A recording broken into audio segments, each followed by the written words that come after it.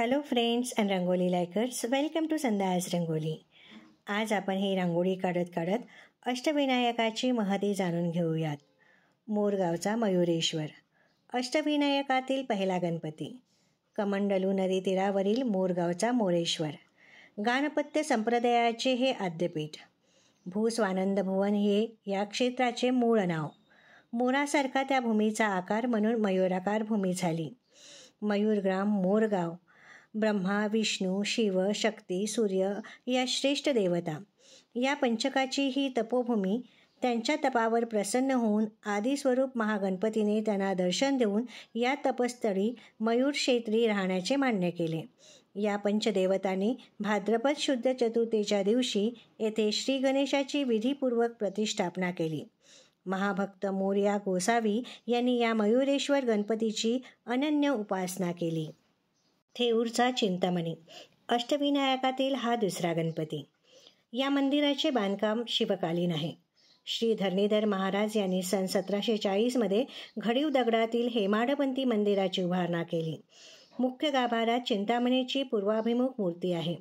सृष्टी निर्माता ब्रह्मदेवाच्या चितात थर्व म्हणजेच चंचलता निर्माण झाल्यामुळे सृष्टी घडवण्यात अडथळे विघ्न निर्माण होऊन काम ठप्प व्हायची आपत्ती ओढवली. तेव्हा त्यांनी श्री गणेशा शरणम मानून कठोर तपश्चर्या केली. ब्रह्मदेवाचे चित्त स्थिर होऊन स्थावर स्थैर्य लाभले म्हणून त्याने या क्षेत्राचे नामकरण केले स्थावर क्षेत्र. मराठीत त्याचे थेऊर आणि समस्त चिंता नाहीसा करणारा येथील विनायक झाला चिंतामणी. श्रीमंत माधवराव पेशवे या चिंतामणीचे निस्सीम उपासक होते. सिद्धटेकचा सिद्धिविनायक हा अष्टविनायकातील तिसरा गणपती. भीमा नदीच्या तीरावरील हे मंदिर पेशवेकालीन आहे. मंदिराचा गाभारा देवी अहिल्याबाईने बांधला आहे. अष्टविनायकापैकी ही एकच मूर्ती उजव्या सोंडीची आहे. विष्णूने दैत्याचा हरण करण्यासाठी विनायक देवतेला प्रसन्न करून घेतले. विनायकाने इच्छित वर दिल्यानंतर विष्णूने या टेकडीवर विनायकाचे देवालय उभे केले आणि त्यात श्री गजाननाची मूर्ती स्थापली. विष्णूंना येथे सिद्धी मिळाली म्हणून या क्षेत्राला सिद्धक्षेत्र किंवा सिद्धटेक व विनायकाला सिद्धिविनायक असे नाव पडले.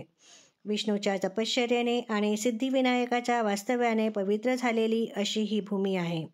येथील विनायकाच्या मूर्तीची सोंड उजवीकडे झुकलेली असल्यामुळे हे दैवत कडक मानतात. राजनगावचा महागणपती हा अष्टविनायकातील चौथा गणपती. त्रिपुरासुराने गजाननाकडून वरप्राप्ती झाल्यानंतर सर्व जग पादाक्रांत करण्याचे ठरवून स्वर्गावर स्वारी केली व देवांच्या सैन्याची दानादान उडवून स्वर्ग पाताळ सर्व हस्तगत केले. सर्व जग त्या असुराच्या त्रासाने भयग्रस्त झाले. याला उपाय म्हणून नारदाने देवांना गजाननाची उपासना करण्याचा उपदेश दिला. देवाने 8 श्लोकयुक्त स्तोत्राने गणेशाची स्तुती केली.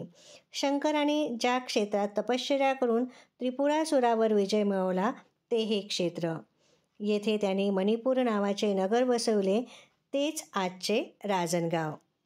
अष्टविनायकातील पाचवा गणपती म्हणजेच ओझरचा विघ्नहर. विघ्नहराचे मंदिर पेशवेकालीन आहे. बाजीराव पेशवे यांनी या मंदिराचा जीर्णोद्धार केला.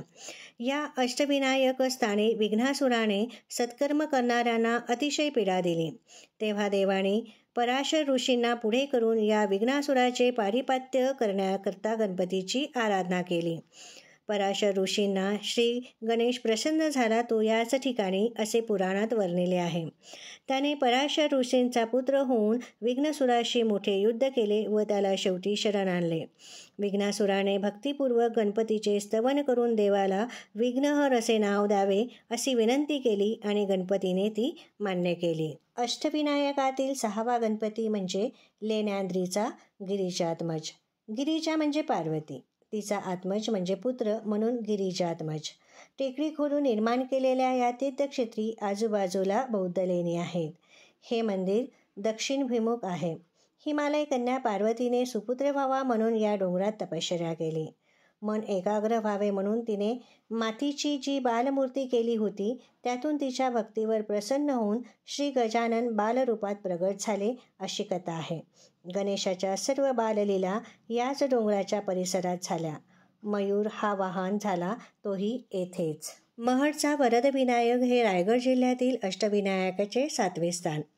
महडच्या वरदविनायकाच्या देवालयाची स्थापना वेदप्रसिद्ध गृसमद ऋषींनी केली अशी समजूत आहे.